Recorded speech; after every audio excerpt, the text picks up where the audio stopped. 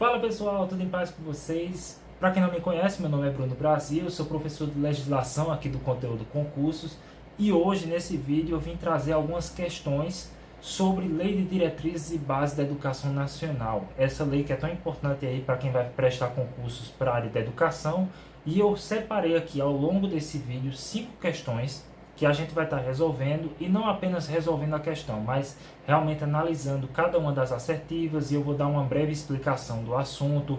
Vou tentar ser o mais sucinto possível, mas também o mais completo que eu possa ser, para que você saia desse vídeo e consiga aí fazer questões de LDB, tendo a capacidade de acertar a linha em torno de 60%, 70% das questões, porque os artigos que eu vou tratar aqui são realmente os que caem mais em prova. Cada uma das questões foi selecionada a dedo, justamente para abordar um dos artigos que mais cai, certo?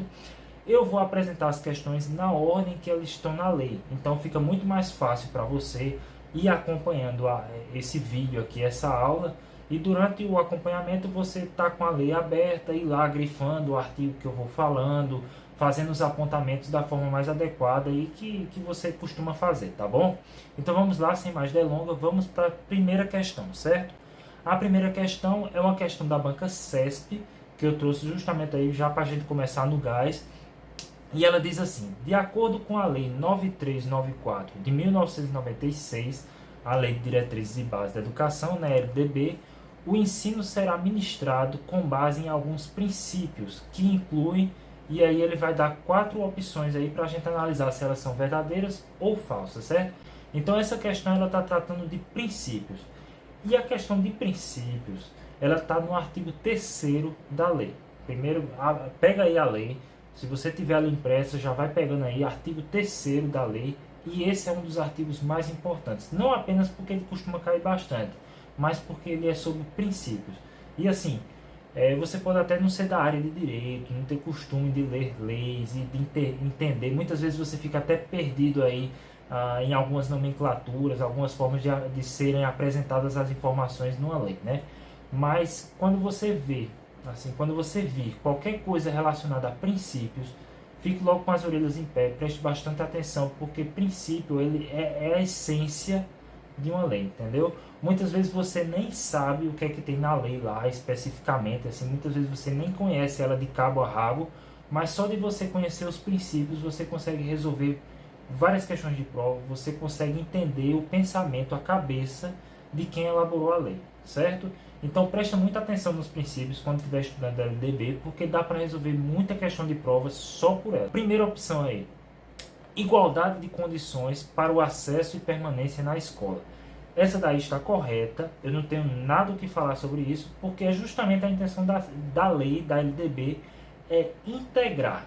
Então ela pega os alunos em condições diferenciadas, em realidades diferenciadas, e ela tenta, dentro do possível, integrar eles, fazer eles trabalharem juntos. Então, por exemplo, você tem um aluno que tem uma deficiência, você tem um aluno que tem um grau de autismo moderado, por exemplo, assim, você vai pegar esse aluno e vai tentar botar ele para conviver com outros alunos lá, outros alunos que não têm um autismo, um aluno que não tem uma deficiência. Você vai tentar fazer essa integração entre esses alunos, justamente para que eles possam conviver. Afinal, na sociedade eles não convivem juntos, então a sociedade está sendo representada ali dentro da escola, entendeu? Vai ser trazido o contexto da sociedade para dentro da escola, para que esses alunos eles possam, mais do que ser educados formalmente ali, mais do que aprender apenas o beabá, a gramática, a biologia, física, essas coisas, mas aprender a conviver em sociedade. Então você tem a questão dos quilombolas, você tem questão de indígenas, também essa questão aí vai ser trazida para a integração dentro das possibilidades aí. Então você cria estratégias, usa métodos diferenciados, mas todas essas estratégias se unem com uma única finalidade: tentar fazer o ensino ser o mais integrativo possível. Então a primeira assertiva aí está correta, justamente por isso, porque ela vai justamente na linha do que está apresentado lá nos princípios, certo? Segundo, homogeneidade da ideia e concepção pedagógica. Essa daí já está falsa, e é justamente pelo mesmo motivo da anterior. Ora, se você tem alunos em condições diferenciadas, alunos que precisam ser submetidos a técnicas diferenciadas, como é que você vai dizer que existe homogeneidade aí nas ideias e concepções pedagógicas, né? É justamente o contrário, você tem uma pluralidade, um pluralismo de ideias e concepções pedagógicas, porque para cada tipo de aluno, para cada momento ali, para cada realidade social, econômica, educacional que você esteja vivenciando ali, você vai precisar aplicar de uma forma diferente. Então, a própria lei deixa bem claro isso, de dar abertura a esse pluralismo de ideias e concepções pedagógicas, certo? Terceira, garantia de padrão de qualidade. Essa daí eu não preciso nem falar, porque assim, o fim principal da educação é ser uma educação de qualidade. Eu sei que muitas vezes ela deixa a desejar, a gente sabe aí das críticas que a gente mesmo costuma fazer à educação, mas a educação ela tem essa intenção de ser uma educação de qualidade, né? Então essa daí está correta também. E a 4 diz assim, valorização da experiência vivida unicamente no âmbito educacional. Ora, se você pega aí esse final unicamente no âmbito educacional, então você imagina só aquela situação daquele jovem ou adulto que está lá no EJA, na educação de jovens e adultos, e aí ele não fez a educação básica na idade correta, mas aí bem mais velho já, às vezes você pega uma pessoa que já é idosa até, e você vê que aquela pessoa teve uma vivência toda, ela tem uma base ali educacional, meio assim robusta, meio precisando lapidar ainda, mas você sabe que ela tem alguma base porque ela aprendeu com a vivência de vida, assim. Então a lei, a LDB, ela vai assegurar que essa experiência de vida, a experiência de trabalho, a experiência da realidade da pessoa seja incorporada à educação formal dela ali dentro do contexto escolar, certo? Então o que você tem na verdade é uma valorização da experiência extraescolar, entendeu? Essa experiência vai ser trazida para dentro da escola também, vai ser levada em consideração, ok? Então aí o gabarito que a gente está vendo, assertivas 1 e 3 estão corretas, letra B, certo? Resolvida a primeira questão. Artigo 3º, só voltando para frisar aí, essa questão sobre princípios está lá no artigo 3º da LDB, certo? Agora a gente vai resolver uma da Facete, e assim, no momento que eu estou gravando esse vídeo agora, é dezembro de 2022, e a gente aqui na Paraíba está bem pertinho de um concurso da Prefeitura de Esperança. Talvez você que esteja vendo esse vídeo esteja até para fazer esse concurso, ou já fez esse concurso aí, dependendo da época que você assistiu esse vídeo. Mas a banca que vai fazer esse concurso é a Facete, certo? E eu trouxe essa questão justamente para pegar essas pessoas que estão para fazer essa prova, para vocês verem, falando agora especificamente com você que está para fazer essa prova, para você ver como é que é feita a cobrança das questões da banca Facete, certo? Ela diz assim, a atual LDB, Lei 9.394/96, foi alterada pela Lei 12.796, de 4 de abril de 2013, com relação às alterações estabelecidas pela Lei 12.796 de 2013, assinale o que se pede. E aí ele traz duas assertivas, eu vou ler aqui para poder depois a gente fazer a análise delas, certo? 1. A educação básica obrigatória e gratuita dos 4 aos 17 anos de idade, compreendendo as etapas de pré-escola, ensino fundamental e ensino médio. E 2. A educação básica compreende a educação infantil, o ensino fundamental e o ensino médio, e a educação infantil será gratuita às crianças de até 5 anos de idade. Caramba, agora o negócio fedeu. Esse negócio aí tá difícil, o professor já trouxe uma questão aí para estourar meus miolos, não sei o que lá. Não, vamos com calma, certo? Primeiro, onde é que está isso na lei? Essas questões sobre a educação básica, elas vão ser trazidas, pelo menos essa parte aí, vai estar lá no artigo 4º da lei, certo? O artigo 4º, se você for olhar, ele é bem confuso, principalmente o começo dele, assim. A forma como ele foi escrito é uma forma meio pesada, assim, arcaica, é realmente confuso para você ler e para fazer uma interpretação assim completa. O que foi que eu fiz? Eu trouxe aqui uma forma facilitada, eu trouxe esse fluxograma aí que você está vendo agora, e nesse fluxograma você vai fazer uma análise muito mais simples, mas ainda assim completa de tudo o que está escrito ali, ou pelo menos as principais coisas que estão escritas no artigo 4º, certo? E o que é que você precisa pegar desse artigo 4º para poder resolver essa questão e tantas outras aí que aparecem em prova? Primeiro, você precisa saber o que é educação escolar, certo? A educação escolar, ela é o todo. Então, quando a gente fala de educação, a gente está falando, no geral, aí, educação escolar. Só que a educação escolar, ela se divide em dois níveis. A educação básica e a educação superior, certo? A educação superior, eu vou logo adiantar para você. Se você está fazendo um concurso para uma universidade federal, digamos, Universidade Federal da Paraíba, Universidade Federal de Santa Catarina, se você está fazendo um concurso para uma universidade, geralmente é nesse contexto aí que aparecem questões de educação superior. Tem um capítulo da lei só falando de educação superior. Então, se você está para fazer um concurso de educação superior, você vai lá e estuda isso aí, certo? No mais, em outros concursos, é muito difícil se cair. Então, se você está fazendo um concurso para professor da educação básica ali, do ensino fundamental, anos iniciais, você só estuda essa questão de educação superior se realmente você tiver tempo para isso, entendeu? Se você tiver com um tempo mais restrito, pode deixar isso de lado, assim, pega só uma revisão de véspera, dá só uma lida ali nos artigos, não vai fazer muita diferença, porque esse assunto realmente não costuma cair para quem está na educação básica, fazendo concursos para educação básica, certo? Eu vou deixar a educação superior um pouco de lado, vou passar a analisar aí com mais calma a educação básica, certo? Como um todo. A educação básica, ela se divide em 3 etapas: educação infantil, ensino fundamental e ensino médio. Quais são as diferenças? A idade, principalmente aí a idade. Educação infantil, 0 a 5 anos. Ensino fundamental, de 6 a 14. Ensino médio, de 15 a 17, certo? Professor, eu preciso decorar essas idades aí em que o aluno vai ter que entrar no ensino fundamental ou na educação infantil. Precisa. Por quê? Até porque houve uma alteração legislativa, a lei foi alterada, pelo menos na minha época, essa primeira etapa aí era até os 6 anos. E isso aí mudou ao longo da minha jornada de estudante. Eu passei por essa mudança aí. Um dia eu estava na 7ª série, no outro dia eu tinha ido para o 8º ano. Então foi justamente quando aconteceu essa mudança. Hoje a lei diz que a educação infantil é de 0 a 5 anos. Antigamente isso aí era 0 a 6 e o ensino fundamental começava lá aos 7 anos, certo?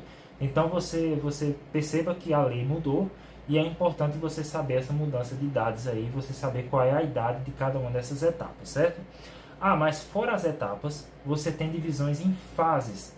A fase de creche e de pré-escola para a educação infantil, e lá no ensino fundamental você vai ver também aquela divisão em anos iniciais e anos finais, certo? Então você tem do 1º ao 5º ano ali, anos iniciais, do 6º ao 9º ano, anos finais. Mas vamos focar aqui, foca mais aqui nas fases da educação infantil, certo? Por quê? Porque lá no artigo 4º, voltando agora para o artigo 4º, lá no artigo 4º, ele vai apresentar 2 coisas que você tem que ter em mente. A questão da gratuidade e a questão da obrigatoriedade. Professor, mas o que tem de importante nisso aí?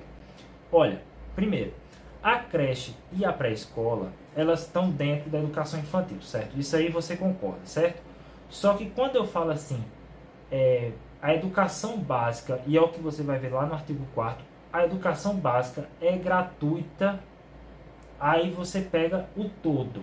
Você pega o todo, a educação infantil, ensino fundamental e ensino médio.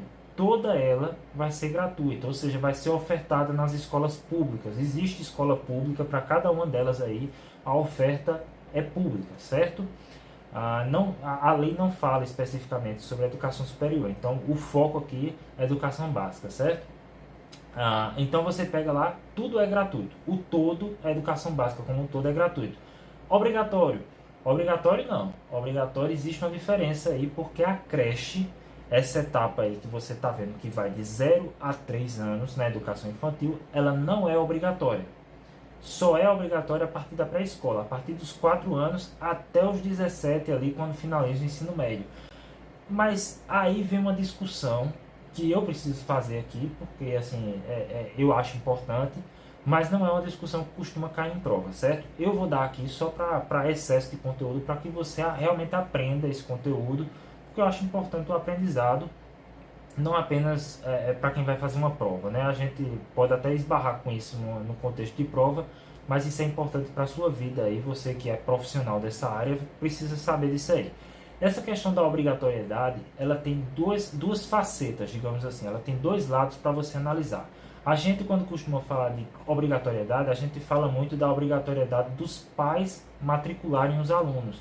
Então, ali, a partir da pré-escola, essa segunda fase ali da educação infantil, você tem a obrigatoriedade dos pais matricularem. Mas não é apenas isso. Existe também a obrigatoriedade do Estado fornecer, ou seja, do poder público oferecer a educação através de pré-escolas, ou de ensino fundamental, ou de ensino médio. Então, assim, obrigatório o Estado fornecer, o poder público fornecer, é só a partir da pré-escola. Ah, professor, então agora você está dizendo que o Estado não é obrigado a fornecer creche? É isso que eu entendi, exatamente isso.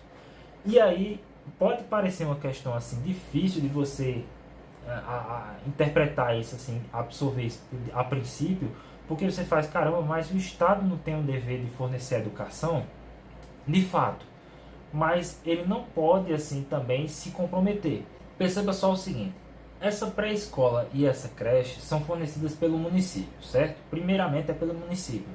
Só que aí, imagina só aquele município de uma cidadezinha de interior, aquele município que a cidade é uma rua só, assim, sabe? É um trecho da BR, a placa que é de bem-vindo é a mesma de volta sempre, sabe? Aquela cidadezinha realmente muito pequena, com pouquíssima população, geralmente é uma população mais velha, assim, uma população que vive basicamente de aposentadoria, ali, de benefícios do governo. Então você tem muito disso, você tem mais de 5 mil municípios aí no país, e muitos deles estão nessa situação. Eles não têm condições nem mesmo de pagar as próprias contas. Precisam do subsídio do governo, aí, de receber benefícios do governo federal. Enfim, não vamos entrar nessa discussão. Imagine só se você obrigasse os municípios como esse, um município pequeno desse porte aí, a fornecer creche, pré-escola e tudo mais, certo? Então, primeiro que há uma divisão aí no fornecimento da educação, mas para esses municípios é muito mais importante que o aluno vá para a pré-escola do que para uma creche. A creche, ela é aquela etapa inicial, a criança ainda não tem um certo desenvolvimento, assim, ela ainda está naqueles primeiros passos, mas a pré-escola já é aquele esboço de alfabetização, né? Então você precisa muito mais, é muito mais importante assegurar essa pré-escola. E é justamente isso que o legislador, a pessoa que elaborou a lei, dispôs na lei, certo? Apesar de parecer esquisito para quem está olhando assim, mas o que você tem que perceber é justamente que a intenção foi essa, para evitar que esses municípios muito pequenos, que não têm condições de arcar com uma educação de qualidade, ele tenha que dividir esse dinheiro, esse pouco recurso que ele tem em creche e pré-escola, e aí ele não consiga fornecer nenhum dos dois da forma adequada. Ele já muitas vezes não consegue fornecer a pré-escola da forma certa, imagine se ele tivesse que fornecer creche e pré-escola, entendeu? É por isso que acontece assim. Então existe a obrigatoriedade do município e existe a obrigatoriedade dos pais ao matricular, certo? E aí essa obrigatoriedade é justamente ter esses dois lados, tá bom? Visto isso, vamos lá voltar para a questão agora e analisar, porque a gente já viu tudo que tinha para ver do artigo 4º, certo? Voltando para a assertiva 1 aí. A educação básica obrigatória e gratuita dos 4 aos 17 anos de idade compreende as etapas de pré-escola, ensino fundamental e ensino médio, certo? A questão está certa, essa assertiva está correta, porque justamente os 4 anos é quando começa ali a pré-escola, 17 anos quando termina o ensino médio. Então ele justamente esse período aí, e ele está falando de obrigatória e gratuita. Gratuita é toda a educação básica, mas quando a gente fala de obrigatória é a partir da pré-escola. Então ali justamente começando a partir dos 4 anos, certo? Correta essa assertiva. 2. A educação básica compreende a educação infantil, o ensino fundamental e o ensino médio. A educação infantil será gratuita às crianças de até 5 anos de idade. essa assertiva aí está exatamente como está lá no artigo 4º. Só que, quando você olha assim, você acha um pouco esquisito, porque ele diz assim: a educação infantil será gratuita às crianças de até 5 anos de idade, mas, pelo menos assim, a princípio, pode ser que surja a impressão de que o ensino fundamental e o ensino médio não precisam ser gratuitos. E não é. Ele está se restringindo ao contexto da educação infantil, que tem que ser gratuita. Não quer dizer que as outras também não tenham que ser gratuitas, certo? Mas a educação infantil é gratuita. Ele está sendo apenas redundante no que ele está dizendo. Então, quando você for ler lá o artigo 4º, não estranhe. É só redundância mesmo. O legislador choveu no molhado, como o povo diz, né? Mas essa está correta também, porque a gratuidade se estende a toda a educação básica, e a educação infantil, como sendo uma etapa da educação básica, está lá incluída, certo? Correto aí, todas duas assertivas. Letra C, então, é a resposta, certo? Vamos lá para a terceira. Agora é uma questão da OCP, e você percebe logo aí que o texto é bem extenso, certo? Eu vou ler primeiro o enunciado e aí depois vamos fazer a análise das assertivas. A LDB estabelece que, ao aluno regularmente matriculado em instituição de ensino pública ou privada de qualquer nível, é assegurado no exercício da liberdade de consciência e de crença o direito de, mediante prévio e motivado requerimento, ausentar-se de prova ou de aula marcada para dia em que, segundo os preceitos da sua religião, seja vedado o exercício de tais atividades, devendo-se-lhe atribuir, a critério da instituição e sem custos para o aluno, dentre outras, a seguinte prestação alternativa. O que danado ele está falando aí nesse artigo, né? Nessa questão. Essa questão aí está abordando o que está disposto lá no artigo 7º-A, certo? Então, se você for querer pegar na lei, pega lá no artigo 7º-A. Essa questão especificamente, esse artigo, ele não é tão frequente em provas. Ele já foi mais frequente, hoje ele está caindo um pouco em desuso, mas assim, como ele é um artigo que é muito extenso, muitas vezes a pessoa passa a leitura por cima assim, nem entende exatamente o que é isso. Porque essa questão que está sendo abordada aí é o que a gente chama assim no direito de escusa de consciência. E o que danado é escusa de consciência? Eu vou dar um exemplo prático para você nunca mais esquecer. Imagina agora um aluno sabatista, aquele aluno que é de uma igreja que guarda o sábado, certo? Então você tem algumas denominações assim religiosas que costumam ter o hábito de guardar o sábado, né? Elas não realizam atividades durante o dia do sábado porque é o dia do Senhor para eles, certo? Mas aí você pensa agora o seguinte: um aluno sabatista matriculado numa escola lá, está estudando normal, participa de todas as atividades da escola, mas aí a escola marcou um simulado para ser feito no dia de sábado, justamente no dia que ele guarda. E aí ele não pode, porque pelos preceitos da religião dele, pelo que ele entende como religiosidade dele, aquilo ali é uma atitude errada. Ele não pode ir lá na escola fazer um simulado, ou assistir uma aula, ou fazer uma prova, qualquer coisa que seja. Aí ele vai ser prejudicado, a escola vai boicotar ele, vai obrigar ele a participar da atividade, mesmo sendo contra os preceitos religiosos dele? Não. Nesse caso aí, a lei assegura a ele a escusa de consciência. Ou seja, ele vai ter o direito de receber uma prestação alternativa, ou seja, ele falta aquela atividade, mas em troca ele tem que fazer outra coisa. Ele não vai ficar sem fazer nada, certo? Entenda bem.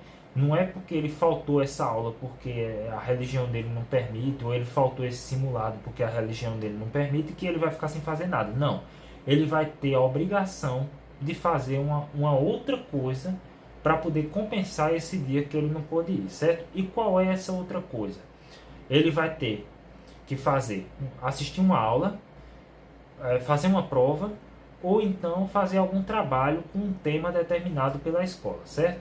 A instituição de ensino é que vai determinar isso aí. E qual é o dia que ele vai fazer, qual é o horário que ele vai fazer? Isso aí não vem ao caso, vai ser acordado aí entre ele e a escola, o pessoal vai conversar, ele vai lá na coordenação, conversa depois e diz: ó, eu vou fazer na segunda-feira, não vou fazer no sábado não, porque eu não posso, porque eu sou sabatista, eu guardo o sábado, eu vou aqui apresentar esse requerimento, apresenta, porque é obrigatório apresentar esse requerimento, assim, motivado, tem que ser uma coisa escrita lá no papel, dizendo a justificativa plausível dele está faltando, e aí ele vai marcar durante a outra semana, ele vai marcar mais para frente, aí da forma que ele acordar com a escola, mas ele não pode ficar sem fazer nada, entendeu?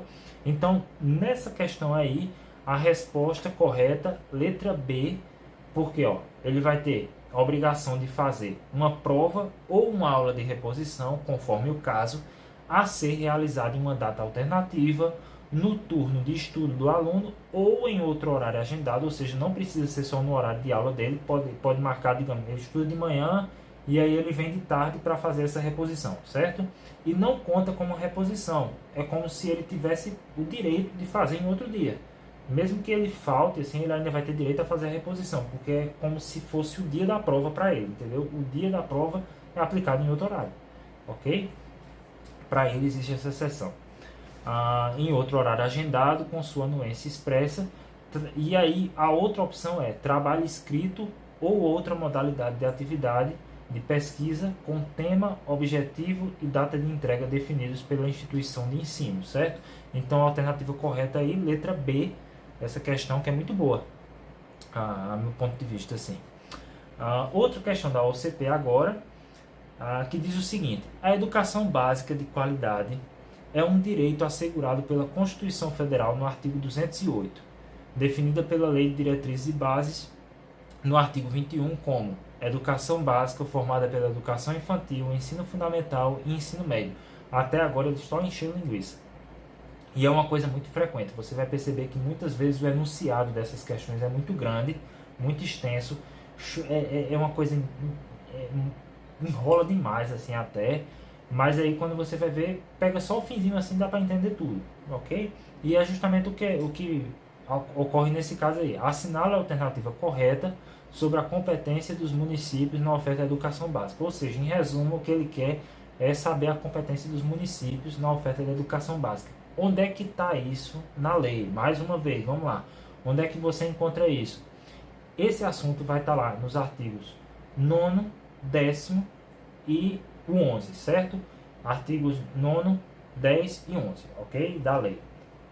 Quando você for pegar lá, você vai ver que uma fala das competências, das atribuições ali da União, o outro fala das competências ou atribuições do Estado e o outro do município, certo? Esse daí, mais especificamente, vai estar lá no 11, que é falando do município, ok?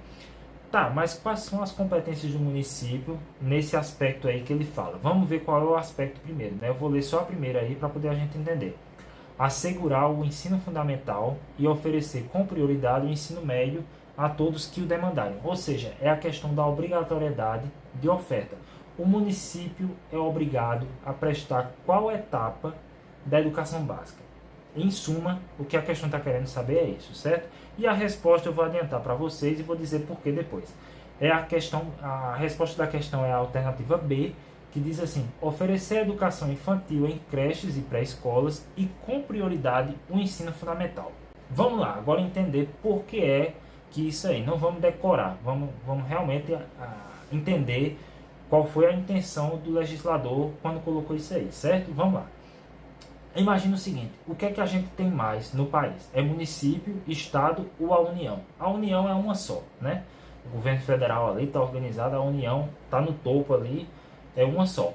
Os estados, a gente tem 26 estados, mas o Distrito Federal é pouco. Mas município, a gente tem 5.000 cacetada, ok? Então a gente tem município de sobra aí. Agora vamos pegar, por outro lado, vamos pegar as etapas da educação, ok? Da educação básica. Você tem a educação infantil, você tem ensino fundamental e você tem o ensino médio. Agora imagina comigo o seguinte: imagina um pai e uma mãe de uma criança que está lá na educação infantil, certo? Uma criança que está entre 0 e 5 anos, ok?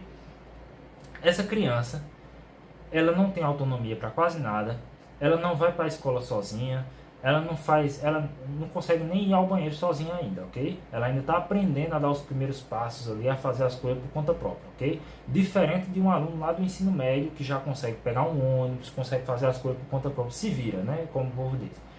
Agora você imagina o seguinte: essa criança de 0 a 5 anos ali, nesse contexto inicial da vida, né, da vida dela, educacional, ela precisa ter um acesso mais facilitado à educação, porque os pais precisam ter uma educação mais próxima de casa. Então você precisa assegurar que no bairro dela tem uma escolinha, tem uma pré-escola lá que ela possa frequentar, pelo menos uma pré-escola lá que ela possa estar frequentando, para que os pais possam no início do dia levar ela para a escolinha, deixa ela lá e depois ela aprende as coisas dela e depois eles vão lá buscar. Mas é uma coisa próxima da realidade delas, ok? Tem que ser próxima à realidade delas. Então como é que você assegura que isso aconteça? Como é que você faz uma oferta maior de pré-escola e de creches também para a população como um todo? Você delega isso, dá essa competência aos municípios, porque, ora, se existem mais municípios, então eles conseguem fornecer isso de uma forma mais diversificada, certo? Então cada município vai se preocupar de assegurar que naquele bairro ou naquela localidade, naquela regiãozinha, tenha pelo menos uma crechezinha e uma pré-escola, ok? Por sua vez, o Estado ele assume o dever de fornecer o ensino fundamental. Ora, porque o ensino fundamental ele é mais extenso do que essa educação infantil, né? Em extensão assim, ele vai dos 6 até ali os 14 anos, né? E depois no ensino médio. Mas você pega uma etapa muito extensa da vida escolar, que precisa de uma estrutura mais complexa, e muitas vezes o município não consegue ofertar isso, certo? Então, o legislador escolheu na cabeça dele dar isso ao Estado. Você está vendo que existe uma lógica por trás?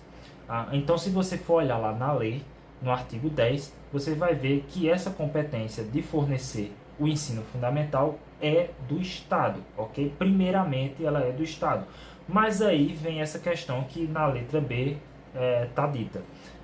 Que é no final ele diz assim, ó, oferecer educação infantil em creches pré-escolas, até aí a gente já conversou sobre isso, aí depois ele bota assim, e com prioridade o ensino fundamental. Por que é que ele colocou isso aí? Imagine agora um município que seja mais desenvolvido, por exemplo, São Paulo capital, o município de São Paulo é um município riquíssimo, tem uma estrutura bastante complexa, então assim, é um município que consegue ofertar mais do que o básico, certo? Então, por questões básicas, ele seria obrigado a fornecer a pré-escola, né? Aí ele consegue fornecer já uma pré-escola e uma creche. Só que aí, como ele tem muito dinheiro, muito recurso, ele consegue não apenas fornecer a pré-escola e a creche, mas fornecer mais do que isso. Então, se ele consegue fornecer mais do que isso, agora ele vai fornecer a próxima etapa, o ensino fundamental, ok? Ele vai, junto com o Estado, garantir o acesso ao ensino fundamental. O Estado, por sua vez, digamos agora que a gente está falando de um Estado mais rico, que seja mais desenvolvido, certo? Não, hoje em dia isso aí é aplicável a todos os Estados, mas digamos que a gente está falando num contexto assim que existe muita desigualdade entre os Estados. Então você tem um Estado que é muito desenvolvido e um pouco desenvolvido. Esse que é pouco desenvolvido, ele fornece o ensino fundamental. Mas o que é mais desenvolvido, ele consegue fornecer o ensino fundamental e mais alguma coisa. Então essa mais alguma coisa vai ser a etapa posterior, o ensino médio, porque o ensino educação infantil ali já vai estar sendo fornecido pelos municípios desse estado, ok? Deu para entender? Você pegou aí, é uma escada, você tem que ver que existe uma escada, município, estado, união, e aqui educação infantil, ensino fundamental e ensino médio, não, aí é onde está a última exceção. A União não tem a obrigação de fornecer o ensino médio. Essa relação que entre município, educação infantil e Estado e ensino fundamental, ela só existe entre esses 4 atores aqui, certo? Não se aplica à União e ensino médio, ok? Deu para pegar essa ideia? Eu não sei se ficou um pouco confuso aí. Se ficou, volta um pouquinho o vídeo, escuta de novo a explicação. Eu tenho certeza que se você der uma segunda vista, assim, com certeza vai ficar mais claro. Se ainda assim não ficar, dá lá uma olhada na lei, pega lá os artigos 9, 10, 11, dá uma lida com calma, que você vai conseguir identificar os incisos onde está dizendo isso. E aí com certeza fica claro, certo? Mas eu acho que só com essa explicação aqui que eu dei, deu para ficar claro. O importante é que você saiba que existe uma lógica por trás disso aqui, certo? Existe uma lógica por trás dessa lei. A lei não foi criada à toa. Então, tudo que foi criado existe um porquê. E não adianta você ficar decorando as coisas se você pode aprender, certo? Porque você decora e no outro dia você esquece. E aí, quando você aprende, você leva pro resto da vida, porque vira uma dedução lógica na sua cabeça, certo? Você entendeu o porquê daquilo ali funcionar. É muito mais gostoso quando você entende, né? Então, vamos lá para a próxima questão. É uma questão agora da Consulplan, certo? E ela diz assim: nos termos da Lei de Diretrizes e Bases da Educação Nacional, a educação infantil será organizada de acordo com a seguinte regra comum. E aí ele traz algumas características da organização da educação infantil, certo? Essas características estão lá no artigo 30. Vou até conferir aqui, me dê só um segundo que eu conferi se é realmente o artigo 30, porque agora me deu um branco, mas eu tenho quase certeza que é. Vamos lá. Elas estão exatamente no artigo 31, na verdade, certo? Então você vai lá no artigo 31 da lei e você vai ver que lá no artigo 31 é onde está as respostas para essas assertivas aí que vão ser analisadas, certo? Esse artigo 31, ele costuma cair bastante nas provas de concursos, de cargos para educação infantil, certo? Quando você pega um cargo para educação, para o ensino fundamental, você já tem que ir dar uma olhada, uma conferida com mais calma lá no artigo 24 da lei, certo? Então, eles costumam fazer esse contraste entre o artigo 24 e o artigo 31 da lei, certo? Se você pegar os dois e comparar, você vai ver que eles são muito parecidos. Só que um fala da educação infantil, o outro fala do ensino fundamental. Qual é o mais importante? Os dois. Você vai ler os dois e você vai entender as diferenças, certo? Mas vamos fazer uma análise aqui da questão, certo? Letra A. Carga horária mínima anual de 900 horas, distribuída por um mínimo de 200 dias de trabalho educacional. Essa daí está errada. E por que é que ela está errada? Porque, na verdade, a carga horária mínima é de 800 horas, certo? Essa aí é aplicável tanto para o ensino fundamental, tanto para a educação infantil. É 800 horas para os dois, certo? Distribuídas no mínimo de 200 dias de trabalho educacional. Esses 200 dias aí está correto, mas o errado aí é essas 900, que na verdade é 800 horas. A educação infantil, 800 horas, ok? B. Controle de frequência pela instituição de educação pré-escolar, exigida a frequência de 75% do total de horas. Isso aí está errado. E é um erro que você costuma identificar bastante nas questões de prova. Eles vão pegar muito no seu pé com isso aí, porque 75% é a frequência exigida para quem está lá no ensino fundamental, certo? Mas aí, nessa questão, a gente está falando de educação infantil. E na educação infantil, essa frequência é de 60%, certo? Ah, por que é mais baixo? Por que é mais baixo? Porque menino pequeno adoece, menino pequeno não vai para a escola porque está doente, porque pegou gripe, porque ficou com catarro no dia, não sei o que lá.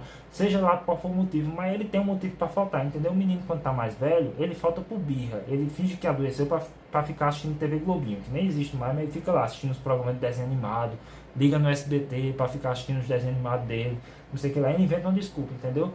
Aí, nesse caso, na educação, no ensino fundamental, é 75%, mas aqui é 60%, certo? O correto seria 60%. Letra C. Atendimento à criança de, no mínimo, 5 horas diárias para o turno parcial e de 8 horas para a jornada integral. Essa também está errada, porque o atendimento, no mínimo, aí é de 4 horas diárias para o turno parcial e 8 horas para a jornada integral.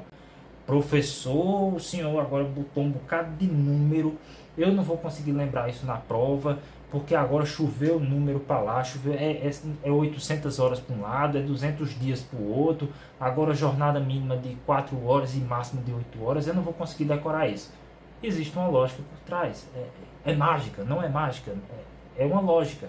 Observa só o seguinte, pega lá, volta lá para assertiva A. Eu falei para você que são, no mínimo, 800 horas por no mínimo 200 dias. Agora pega 800 horas e divide por 200 dias. Quantas horas dá? 4 horas por dia.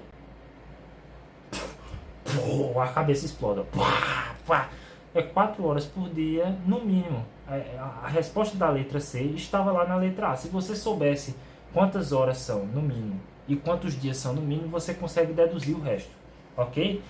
São 4 horas diárias, no mínimo, para poder justamente fechar essa carga horária de 800 horas no ano, ok? Em 200 dias letivos de ensino. Então a letra C está errada, certo? Letra D, avaliação mediante acompanhamento e registro do desenvolvimento das crianças sem objetivo de promoção. Essa daí é a chave dessa resposta aí, certo?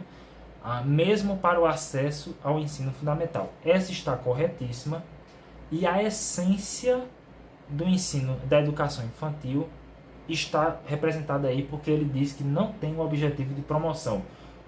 Como assim não tem objetivo de promoção? Você não avalia o aluno a ponto de impedir que ele vá para o ensino fundamental, entendeu? Essa etapa de educação infantil é apenas para cumprir o que está lá no artigo 29. Eu vou ler aqui para vocês, certo? A educação infantil, primeira etapa da educação básica, tem como finalidade, ou seja, a finalidade da educação infantil é o quê? O desenvolvimento integral da criança de até 5 anos, em seus aspectos físico, psicológico, intelectual e social, complementando a ação da família e da comunidade. Ou seja, ela não está lá para poder reprovar o aluno, para poder botar uma cruz, crucificar o aluno, não. O objetivo dela é desenvolver, para que ela esteja pronta para a etapa subsequente, entendeu? Para que ela possa se desenvolver o suficiente para poder ser alfabetizada da forma adequada, ok? Então, não existe o objetivo de promoção, pelo menos na educação infantil, certo? Vai ter nas etapas seguintes, né? No ensino fundamental, no ensino médio. Mas aqui, nesse primeiro momento, não. E essa é a coisa que você tem que levar para a sua prova, certo? Vamos lá, continuar aqui. A questão da FCC agora. Depois de formada no ensino médio, no curso normal, Fernanda foi procurar emprego em uma escola de educação infantil. Para avaliar a possibilidade de contratá-la, a diretora se baseou no artigo 62 da Lei de Diretrizes e Bases da Educação Nacional e na Lei 3.415 de 2017, que determina sobre a formação de docentes, e aí ele vai dar as opções, certo? O que é que está sendo tratado aqui? Primeiro que eu não vou nem dizer qual é o artigo que você vai encontrar na LDB esse assunto, né? Porque a própria questão já diz, que é o artigo 62, certo? Isso aí, mais óbvio que isso, impossível, né? Então você pega aí o artigo 62 e depois dá uma grifada para poder dar uma lida com mais calma, certo? Mas o que é que ele está fazendo aí sobre formação de docentes? E o que é que o artigo 62 da LDB vai exigir de uma formação de um docente para poder ensinar na educação infantil, certo? Primeiro, ele tem que ser formado em nível superior, em um curso de licenciatura plena, certo? Para poder, mas vai existir uma exceção aí para o professor que dá aula na educação infantil e na fase inicial ali, nos anos iniciais do ensino fundamental, certo? Para esse tipo de professor, não precisa ele ter um nível superior no curso de licenciatura plena. Ele pode ter o ensino médio, ok? Na modalidade normal, completo ali, o ensino médio completo, ele já pode trabalhar na educação infantil e no ensino fundamental, anos iniciais, certo? Então, nessa questão aí, qual é a formação que tem que ser vista? Ou ele é formado em curso superior de licenciatura plena, ou, no mínimo, ensino médio, para poder dar aula na educação infantil, né? Porque a pergunta aí no enunciado é sobre ele foi procurar emprego, a Fernanda foi procurar emprego em uma escola de educação infantil. Então, ou ela tem um ensino médio completo, na modalidade normal, ou ela tem um curso de nível superior de licenciatura plena, ok? Então, vamos ver qual dessas assertivas tem isso, e a assertiva que fala justamente isso é a letra E. É feita em nível superior, admitida como formação mínima, oferecida em nível médio na modalidade normal, certo? Respondida essa daí, a gente terminou esse bloco de questões. Eu espero que tenha ficado claro para vocês aí, tanto os artigos que mais caem, como a explicação de cada um dessas análises que a gente fez aí. Eu espero depois trazer mais discussões.